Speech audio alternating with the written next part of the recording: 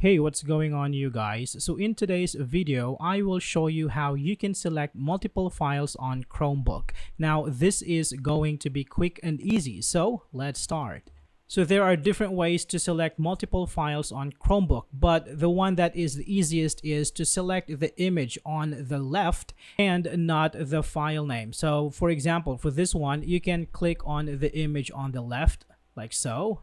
And you can select another file by also clicking on the left image like so.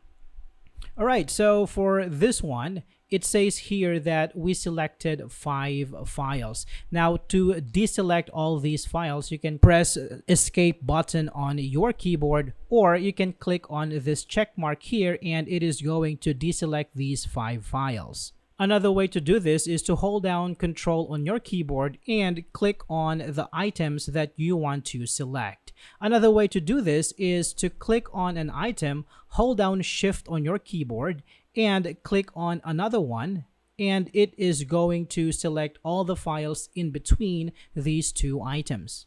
Now, if you want to select all the items inside a specific folder, you can go to that folder and click on the 3 dots in here and click on Select All.